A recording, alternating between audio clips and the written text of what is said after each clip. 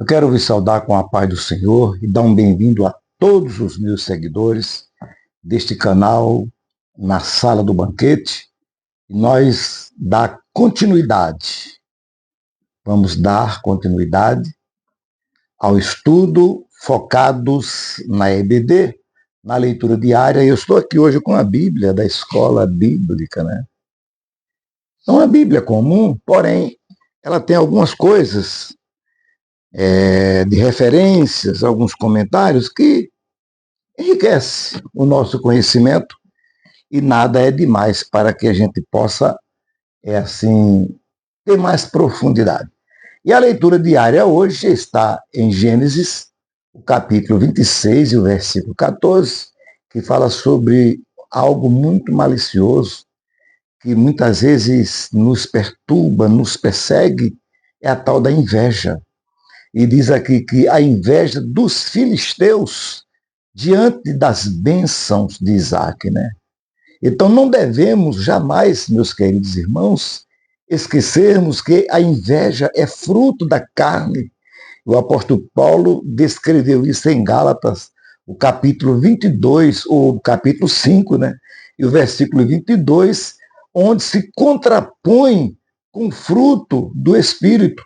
E a gente fica de antemão observado de advertência. Por quê? Porque desde a queda, o homem foi afetado pelo pecado. Isso trouxe grandes consequências. Drasticamente, o homem foi afetado e as consequências permearam o seu curso no mundo. A inveja, ela tem sido um dos males que está presente constantemente diante de nós, em áreas que até a gente nem espera. Este mal está sempre em ação em todas as áreas da vida, seja ela social, eclesiástica, política, educacional, comercial, militar, e é causadora de várias destruições no mundo, tudo por causa deste mal chamado inveja. E se a gente não ter um cuidado, se policiar, a gente pode ser alcançado por ela. Não tem como esconder-se dela. A primeira família foi vítima da inveja, todo mundo conhece. Caim, com inveja, ciúmes malignos de Abel, matou seu próprio irmão. Está registrado em Gênesis, o capítulo de número 4, versículo 8. Não foi diferente com os irmãos de José do Egito. Em Gênesis 37, 5 e 11. Veja que é um mal que alcança. Miriam e Arão, os irmãos de Moisés, tiveram inveja em número 12, de 1 e 2, até o nosso querido Josué foi atingido por ela em Números, capítulo 11, versículo 28 e 29. Por isso, devemos ser vigilantes para não sermos alcançados por este mal. E se for alcançado por este mal, saber como se livrar dela. Outra coisa, não podemos confundir inveja com admiração. Quando admiramos alguém por ser próspero, não é pecado. É pecado ter inveja, porque a inveja procura tirar algo de alguém. Admiração, não. Admiração, você se alegra e enaltece a Deus pela prosperidade dos outros. As riquezas de Isaac, que Isaac herdou do seu pai Abraão, despertou no coração dos filisteus inveja.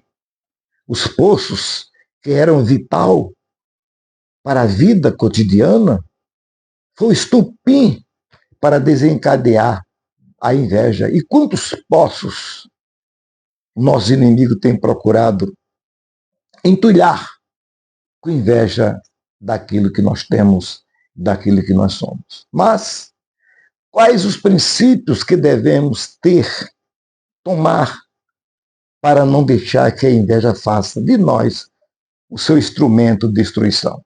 Quais? Primeiro, ter amor. O amor ágape é amar sem fronteira. O apóstolo Paulo diz que o amor, ele não se ufana, O amor não se ensoberbece, o amor não é invejoso. Então, quando nós amamos de verdade, não é aquele amor social, a gente é próspero. Segundo, faça do sucesso do seu próximo, do seu irmão, uma celebração a Deus. Se alegre. Não critique, não deseje, não murmure, mas se alegre. É difícil? Não. É saber que Deus pode também te abençoar.